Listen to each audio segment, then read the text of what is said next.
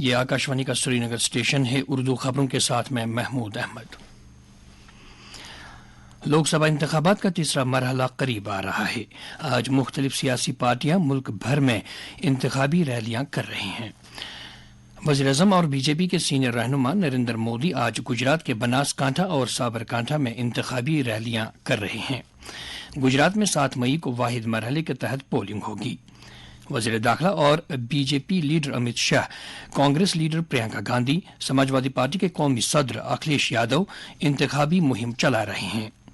اس بیچ انتخابی commission ECI نے لوک سبھا انتخابات کے پہلے اور دوسرے مرحلے کی پولنگ شرح سے متعلق اعداد و شمار شائع کیے ہیں۔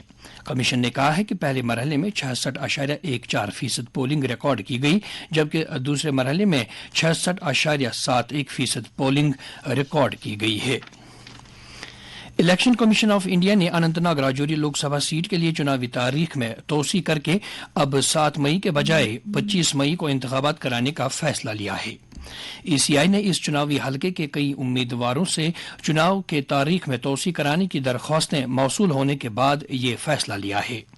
واضح رہے کہ اس چناوی حلقے میں کئی دشواریوں کے پیش نظر امیدواروں کو چناوی مہم چلانے میں کافی مشکلات پیش آ رہی تھیں۔ ڈسٹرکٹ الیکشن آفیسر شوپیاں فضل الحسیب نے کل منعقدہ ایک میٹنگ میں اننت ناگ راجوری پارلیمانی حلقے کے زین پورہ اسمبلی حلقے میں ہوم ووٹنگ اور پوسٹل ووٹنگ کے عمل کو بغیر کسی پریشانی اور آسان طریقے سے چلانے کے لیے نوڈل افسروں اور مجسٹریٹوں کے ساتھ انتظامات کا جائزہ لیا۔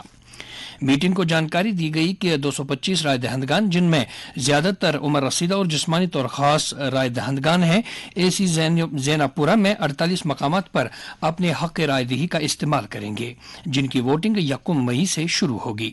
اس بیچ منی سیکریٹریٹ میں پوسٹل ووٹنگ سینٹر قائم کیا گیا ہے، جہاں 1 مئی سے 3 مئی تک 306 رائے دہندگان اپنا حق رائے دہی استعمال کریں گے۔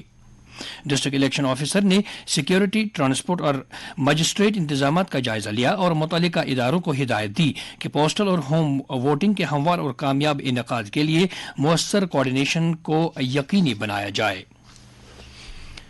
لیفٹیننٹ گورنر کی مشیر راجو رائے بھٹناگر نے کل جموں کشمیر میں جاری بڑے صحت پروجیکٹوں کی پیش رفت کا جائزہ لینے کے لیے ایک اعلیٰ سطحی میٹنگ کی صدارت کی۔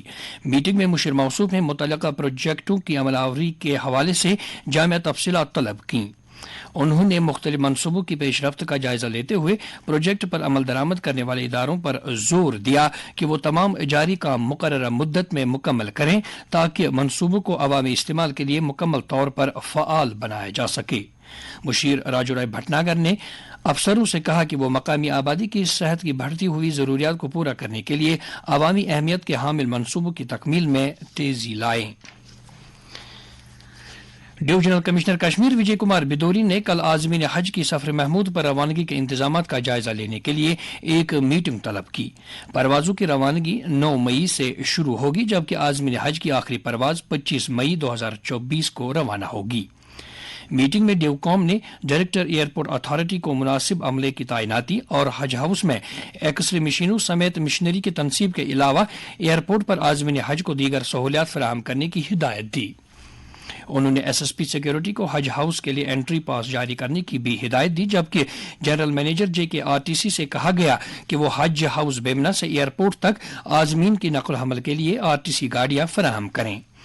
اسی طرح کسٹمز اینڈ امیگریشن ڈپارٹمنٹ کو امیگریشن کلیئرنس کے ذریعے عازمین حج کی سہولت فراہم کرنے کی ہدایت کی گئی۔ ڈیو کام نے حج ہاؤس میں صحت، پینے کے پانی اور بجلی کی سہولیات کے علاوہ حفاظتی انتظامات، ٹریفک مینجمنٹ پلان کا بھی جائزہ لیا۔ اس موقع پر ڈیو کام نے متعلقہ افسران پر زور دیا کہ وہ پیشگی تیاری کریں اور حجاج کرام کی سہولت کے لیے تمام انتظامات کو یقینی بنائیں۔ اجلاس کو بتایا گیا کہ عازمین حج کی امیگریشن کلیئرنس کے علاوہ دیگر تمام رسمی کارروائیاں حج ہاؤس بیمنا میں مکمل کی جائے گی۔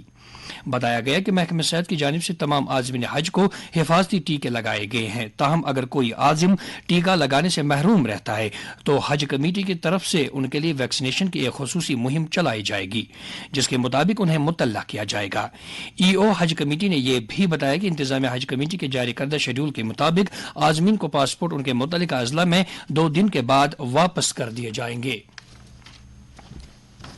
اس کے ساتھ ہی خبروں کا یہ بلیٹن ختم ہوا۔